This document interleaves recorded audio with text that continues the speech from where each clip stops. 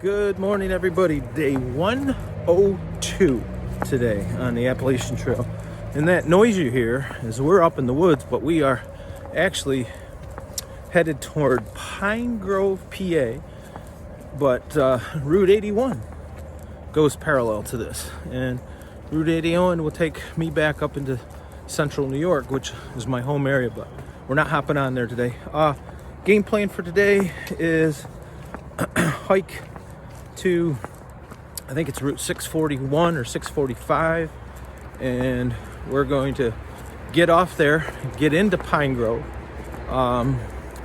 We're got a couple rooms at one of the local establishments, and we're going to get our laundry done. Our laundry is in desperate need of washing since it's been so hot. You can imagine how it all smells. And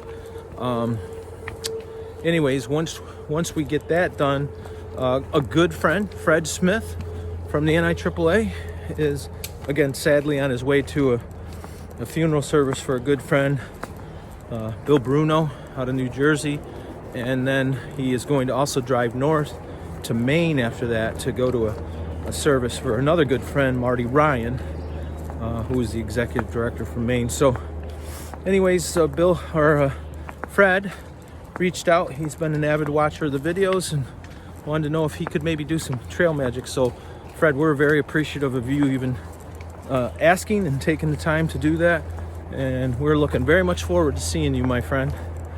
All right, as we get views, or if we get views, I'll show. I don't do many videos in town anymore. As far as our zero, there's not much exciting about laundry, resupply, showers. Everybody does that. So all right, morning everybody. We're going to be crossing the Union Canal, following the Swatara Creek from Pine Grove to main line of the canal, a waterworks that was feeder branch. It was in use from 1830 to 1862. A portion of the big dam, a guard lock, and several lift locks remain on the other side of the Swatara. Cool. Okay, AT fans, we're crossing under the Burton Iron Bridge. Pretty historic here. 1890 this bridge was built. And the creek's running pretty high this morning due to all the rain we got yesterday on our hike down. But the construction on this bridge is cool. And to think that this was built well over 100 years ago and is still functional says a lot about our ancestors and the quality of the work they did. The technology then was different. These are hammered rivets, so these were probably put in here hot and the ends were clamped down while they were in there. I just think that's fantastic. I do want to show you the size of these bolts that are holding the span, and I can't imagine how the metalworks looked when they were making these beams. But look at the size of the bolts on this. How cool is that? All right, got to get rolling. Another thing I was going to show you here, or want to show you here, is an example of a lock. And where I live in Rochester, it's right on the old Erie Canal, and these locks are, I'll say, significantly bigger in Rochester. But here's an example where they would have flooded the lock to float the barge up so it could go to the next station. And there it is. You can see there's water in there. It might be hard to see from here, but there's a little channel where you could have seen they would have blocked it up and been able to get that boat to float up and then continue on. Pretty darn cool. All right, we're coming up the hill here, and our new joke is if we can't find the trail, we look for the hardest spot, and that's the AT. You can see the stones, which in some ways are assisting us getting up, but sticking through the bottom of your shoe is never much fun. And the truth is, once we get to the top of this particular climb, we've got flat ground, although I'm positive it's going to be rocky today. All right, once again, We're hiking this morning, and we're headed into, what's the name of that town, JJ? Pine Grove. Pine Grove, yes. I keep wanting to say Palmerton, but that's farther up. But this is the trail. So every time we think we know how fast we can go or where we can go, or we get fooled. Anyways, as I said, trail gives you something new every day. Hey everybody, roll on here, and this is Steve. And we are, Steve, what's the route number here? 645. 645 as you come out of Pine Grove, and Steve is kind enough. He's got a garbage bag for us. He's got some Trail Magic drinks. And Steve, you were explaining to us just now, you've been doing this for a couple years. Yeah. Usually this is the first year where I just parked at a trailhead. Normally I get in contact with through hikers and take them to where they will get resupplied and Nice. a hotel.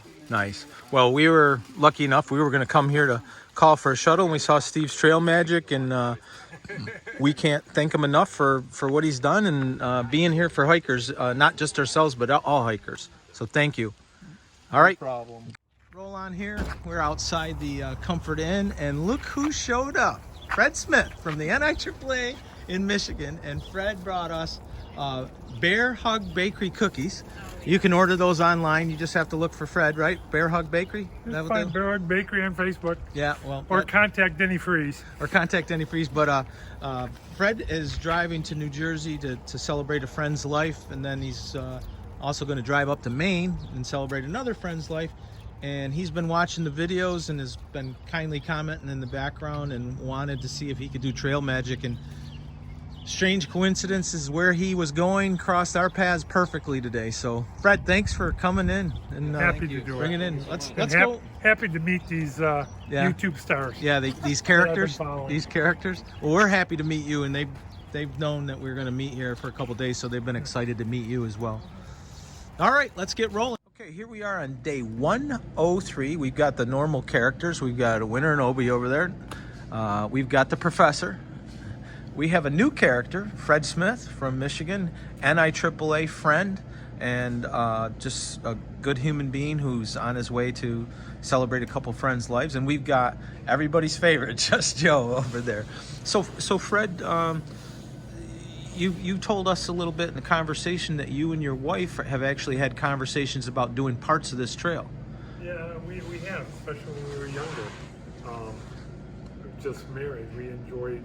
Matter of fact, our first on a honeymoon camping trip, we're outside camp. We don't own a tent. Oh, really? So we're up north camping, and we pulled into the state park, Charlevoix State Park on Lake Michigan, and we rushed to the lake to watch sunset. And then we go back, and we throw out a blue tarp, and we're sleeping underneath the stars. Oh, cowboy campers right out of the gate, cowboy. All of a sudden, my wife elbows me and says, "I think there's a skunk by the fire pit." And there was. And it came up and right to the edge of the blue tarp, and we're thinking, well, we could spray. It's done with this camping trip, but I could see the sweat on its nostrils. That's how close it was. Wow. And then it took off, and of course we went and cleared some room out and slept in the front of the pickup. We had a pickup truck then with a cap on it. But then we went into town to buy a tent because we're just a young couple. We don't have a Sure. tent. Well, the bike shop had a tent for $3.50. A little bit too much. $3.50? No, $350. Oh, $300. Oh my goodness. Yeah, this was, and the hardware store had one for $10. Okay. Which You get what you pay for, Fred. I know. So we didn't buy either tent. We ended up making room, and the rest of that trip we slept in the back of the pickup truck. But no, we've always enjoyed the outdoors. Yeah. And all kinds of camping stories. In Glacier, we had a bear run over our tent. Wow. So you've been watching the videos. I mentioned that, and you've commented a few times. And one of the things you said to me through communications to meet us here today is that you really wanted to meet my tramley. Yep. And you know our NIAAA tramley or family, and it's a unique family as well. What are your impressions of my tramley? Well, I think you have friends for life that you're going to stay in touch with. Yes. And Yeah. you follow their successes in life. For sure. And, I think it's just pretty. Anytime you spend if you end up spending all 180 days with them, or Yeah. 100 plus, that you know, it's even when you meet people outside your tramway that you cross paths with, like Southern Exposure. And, Oh yeah. Oh yeah. you know, He's probably slack packing today. yeah, you know. So I mean, those your experience on the trail is Yeah. very happy for you. Yeah. It's, Well, I don't think I would have had an opportunity to meet Winter or Obi, and I met them very early. And you're right, they are friends, and in some ways we all look after each other, but we're not necessarily together all day. It's that's I find you know, amazing how yeah, you yeah. end up together, even though you're because a lot of your videos you're by yourself. Yeah, Sometimes yeah. every So once in a while, well, way out there in the distance, see OBU. exactly. Yeah.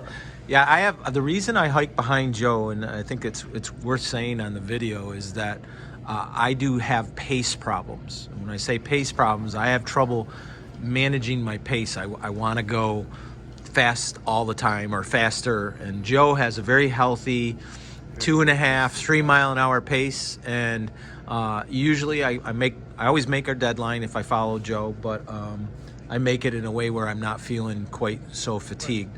It's Professor running by us in a rainstorm yelling, "Code Red, get out of the way!" that really makes it a fun trip. So anyways, on behalf of our tramily, to you who's now part of our tramily, because you're a Trail Magic person, we want to thank you.